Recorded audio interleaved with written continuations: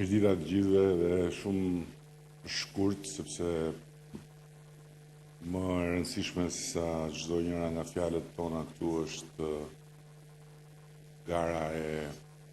sotme, në cilën përsëri janë përfshirë një grup arkitektësh shumë të mirë dhe me eksperiencë dhe prestigj ndërkombëtar. Sot ne hapim një tjetër nga kapitujt e punës të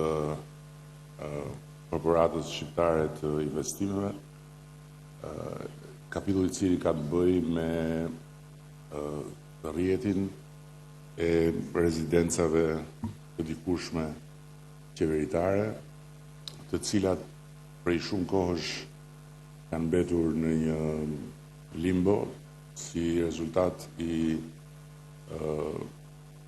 mos përdorimit të tyre për shkak të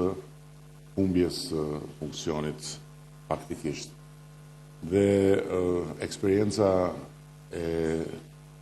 dy rezidencave këtu në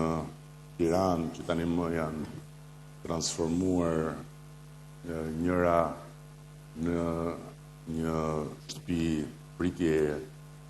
të shtetit shqiptar për personalitete të fushave të ndryshme dhe tjetra në një qendër për artistë të rinj nga gjithë bota,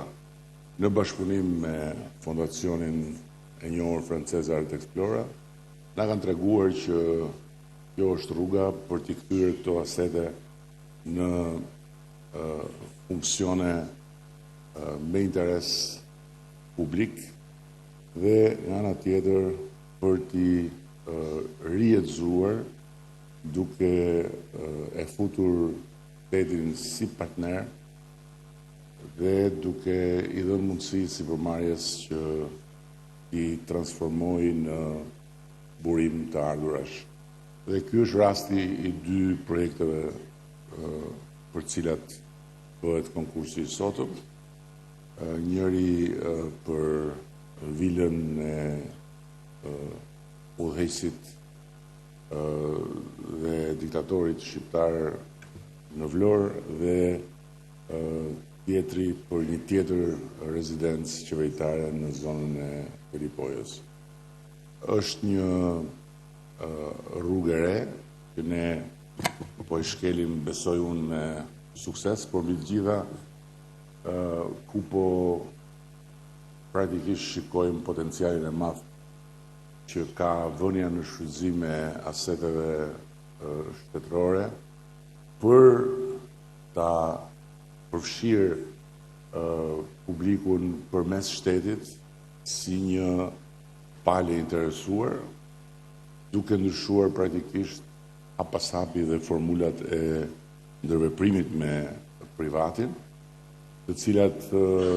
deri dje kanë qenë shumë bazike, shumë të drejtë për drejta dhe e kanë privuar shtetin nga shumë kapacitete për të krijuar të ardhura. Kështu që duke i bashkuar këto interesa dhe duke vënë shtetin në rolin e një pronari të zakonshëm, si palë në sipërmarrje, ne po zhvillojmë një infrastrukturë të re faktikisht financiare për shtetin, duke u bazuar tek modelet më të mira në Europë, që janë modelet si motrave të agjencisë të korporatës shqiptare të investimeve, dhe që në Itali apo në Spanjë zotrojnë asete dhe